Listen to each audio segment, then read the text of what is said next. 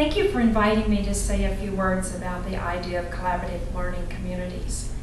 Collaborative learning community is an idea that refers to an alternative way of thinking about knowledge, its acquisition, and its development. That historically most of us were educated in and live in a world in which knowledge is thought of as sort of a top-down process that's created up here, given to us down here, and in almost a duplicatable fashion. In other words, that it's created in the mind of one individual and can be transferred to the mind of another person. It also, traditionally, knowledge is centralized. It's within a particular community, a particular discourse community. And collaborative learning communities offers an alternative in that it begins to look at the communal or the social construction of knowledge, that knowledge, learning, expertise, new ideas, new practices, etc., are created within a community of people. Whether that community is a formal classroom, a team in an organization, all the members of a business.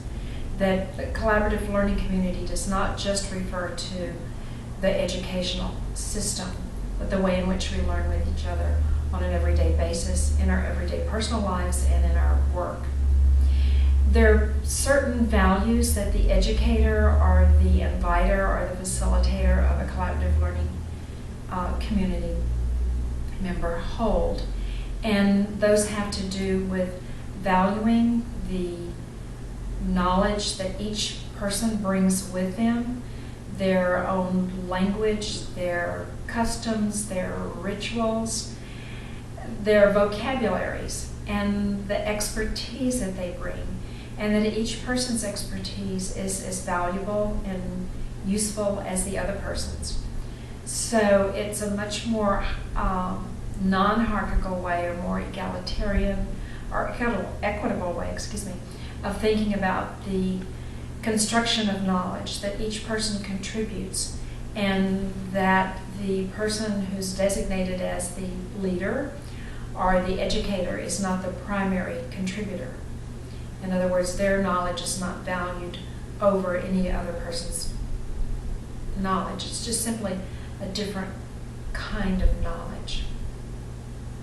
And when I say value and believe, these have to be truly things that are in the heart, the body, the soul, the spirit of the educator or of the facilitator.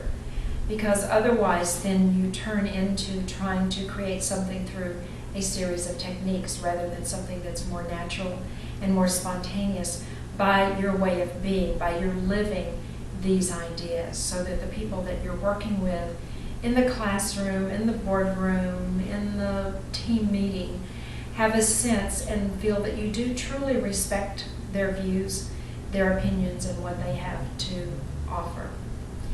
And the notion of hospitality is also very important in collaborative learning, and how to create an environment and a space which is hospitable and in which people feel that they are truly welcomed and truly invited, and again, truly valued. And to always think of those members of that learning community or that knowledge community as your guest, that you are hosting them and you are inviting them into this particular kind of space. So it's how to help someone be introduced to learn a new knowledge system or to enter a new discourse. And I think often as educators or leaders in organizations, we think in terms of the other person learning our language or our vocabulary or having the same understanding of it that we do. That in collaborative learning communities, you really trust that the learners themselves will begin to develop their own understandings, their own meanings of the concepts, of the ideas which we are offering them. And that then as they begin to become more familiar with these, to use these, it's again not that they duplicate the meanings that the educator or the leader brings, but they develop meanings that are more unique to them, more useful to them. It makes the learning much more relevant and much more theirs. And I think it also makes the learning much more sustainable, because it's a community in which members feel that they've participated, and when you feel like you are participating, you have a sense of belonging. And a sense of belonging begins to create a sense of shared ownership. And when you have a sense of owning something, you also begin to have then a sense of shared responsibility. That this is not someone else's. The person at the head of the classroom or the head of the team is not the one responsible for the creation of the new knowledge or for the learning, but that you truly do share in the responsibility.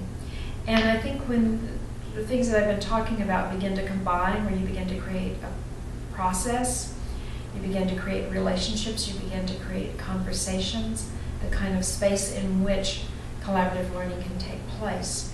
Again, in my own experience, it's much more meaningful and much more sustainable.